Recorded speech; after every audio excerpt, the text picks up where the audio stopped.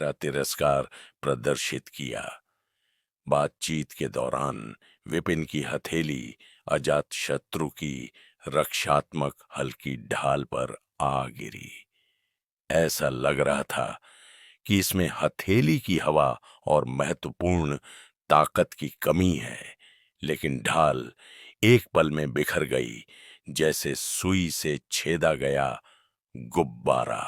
इसके तुरंत बाद अजातशत्रु ने कोई प्रतिक्रिया भी नहीं की थी कि वह उड़ गया और जोर से जमीन पर गिरा तथा फिर से उठने में असमर्थ हो गया। सभी लोग स्तब्ध रह गए। पूरी गुफा में सन्नाटा छा गया। सभी ने सोचा कि जेनिथ किंगडम की शीर्ष प्रतिभा किसी कमजोर के खिलाफ व्यक्तिगत रूप से कार्रवाई करके निश्चित रूप से आसानी से जीत हासिल कर लेगी। उन्होंने कभी सपने में भी नहीं सोचा था कि ऐसा नतीजा निकलेगा। वह ऐसे ही हार गया। यह तो बहुत ही लापरवाही भरा नुकसान था। अजात अनुष्का भी उतनी ही हैरान थी। उसका सबसे बड़ा फायदा यह चापलूसी करने वाला कुत्ता था, और अब उसके पहले वार में उसे किसी और ने थप्पड़ मार दिया। उन्होंने सोचा कि वे एक नए खिलाड़ी का सामना कर रहे हैं। उनकी टीम को बस एक चाल चलनी थी और वे उसे आसानी से कुचल सकते थे, लेकिन उन्होंने इस स्थिति की उम्मीद नहीं की थी। इसमें कोई आश्चर्य नहीं कि उनमें दुस्साहस है। उनके पास सचमुच अहंकारी होने की पूंजी है।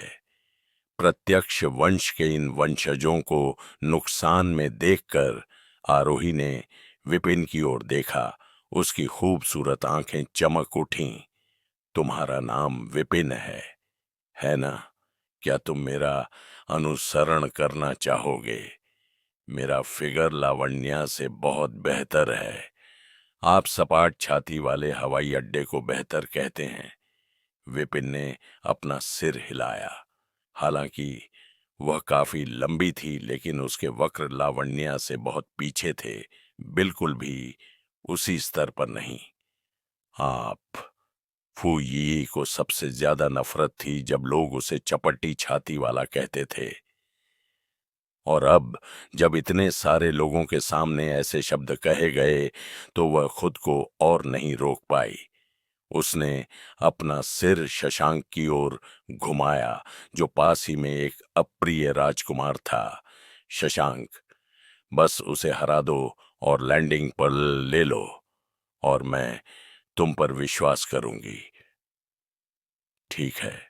शशांक की आंखें चमक उठीं जब वह भीड़ से बाहर निकला और विपिन के पास पहुंचा। बच्चे, आप अजात शत्रु को इतनी आसानी से हरा सकते हैं। आपके पास कुछ क्षमता है, लेकिन स्टार रिवर लेवल 3 मास्टर की तुलना में आप अभी भी कम हैं। फॉक्स से मुठभेड़ करो, लावण्या को छोड़ दो और चले जाओ। क्या इसे ही ताकत कहते हो? विपिन ने अपना सिर हिलाया। तुम मौत चाहते हो। शशांक ने अपनी आंखें सिकोड़ लीं और धीमी आवाज में चिल्लाते हुए विपिन की ओर हाथ से वार किया। उसकी पावर सडन बूस्ट के साथ 3000 हॉर्स पावर के करीब पहुंच गई, जिससे वह एक सच्चा एक्सपर्ट साबित हुआ। जैसे ही उसने प्रहार किया, उसकी हथेली के पहुंचने से पहले ही चारों ओर की हवा विस्फोटक ध्वनियों की एक श्रृंखला में संकुचित हो गई, जिसने वातावरण को विभाजित कर दिया। विपिन ने भौहें सिकोड़ी। उसके सामने वाले की ताकत उसकी कल्पना से भी ज्यादा भयानक थी। अगर यह सिर्फ कच्ची ताकत तक सीमित होती तो उसकी मौजूदा साधना के साथ जीत की कोई संभावना नहीं होती। यहां तक कि तकनीक का इस्तेमाल करने पर भी जीत की संभावना बहुत ज्यादा नहीं थी। हालांकि उनके अपने तरीके थे। उसकी सहन शक्ति के एक झटके से आकाश के टाइडल वेव मोमेंटम के टुकड़े तुरंत हरकत में आ गए और एक महीन रेखा में परिवर्तित होकर शशांक के सिर की ओर बढ़ने लगे। जैसे ही शशांक की हथेली जमीन पर उतरने वाली थी, उसने एक चौंकाने वाली आभा को आगे की ओर बढ़ते हुए महसूस किया, जैसे कि एक बड़ा पहाड़ उसके सामने गिर गया हो। उसके मन में तीव्र भय भर गया, जिससे क्षण भर के लिए उसके कान और आंखें काम करना बंद कर गईं, तथा वह जो शक्ति प्राप्त कर रहा था वह भी समाप्त हो गई। अनगिनत स्वर्ग की दिव्य ऊर्जा द्वारा समर्थित टाइडल वेव मोमेंटम चौथे स्तर पर पहुंच गई थी। शशांक कमजोर नहीं होने के बावजूद वह इसके खिलाफ कैसे बचाव कर सकता था। बेशक अगर वह तैयार होता और अपनी पांचों इंद्रियों को काट देता और उसे दबाने के लिए कच्ची ताकत का इस्तेमाल करता, तो विपिन के लिए उस पर विजय पाना लगभग असंभव होता। लेकिन बिना किसी सावधानी के हमले के आगे झुकते समय विपिन की मुट्ठी भी गिर गई। ताकत का विस्फोट करते हुए, लगातार दहाड़ते हुए, इससे पहले कि शशांक अपने होश में आ पाता, वह अजात शत्रु की तरह उड़ता हुआ जमीन पर गिर पड़ा। यह वह एक दक्ष रैंक ने स्टार रिवर के 3 शक्तिशाली मास्टर को हराया। वह कैसे संभव है? अनुष्का, रश्मिका और अन्य सभी लोग स्तब्ध खड़े थे। उनकी आंखें अविश्वास से फैली हुई थीं। ऐसा लग रहा था जैसे वे पागल हो रहे हों। विशेष रूप से बुलेल शाह कांप रहा था और बोल नहीं पा रही थी।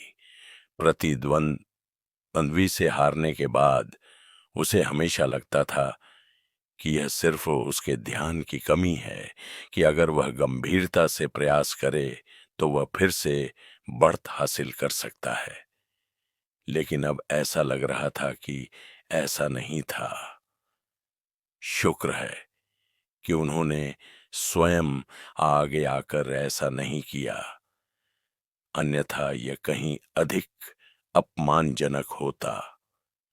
न केवल भीड़ हैरान थी, बल्कि लावण्या की भी आंखें खुली की खुली रह गईं। वह जानती थी कि विपिन की प्रतिभा कमजोर नहीं थी और उसकी ताकत भी अच्छी थी, लेकिन उसने कभी नहीं सोचा था कि वह इतना मजबूत होगा। बेशक उसका डैडी निश्चित रूप से अजेय था। वह जो कुछ भी करता था वह स्वाभाविक था। रागिनी भी अवाक रह गई। वह बस यही सोच रही थी कि देवी ऐसे नौकर को क्यों ले जाएंगी।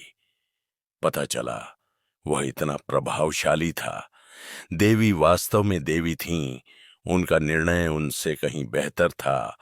उनकी श्रद्धा सचमुच गलत नहीं थी। यहां तक कि शशांक को भी हराया जा सकता है। विपिन मेरी कल्पना से भी अधिक शक्तिशाली है। आरोही सदमे से बाहर आई। उसके चेहरे पर एक मधुर भाव था। डैडी विपिन, मैं पहले अंधी थी।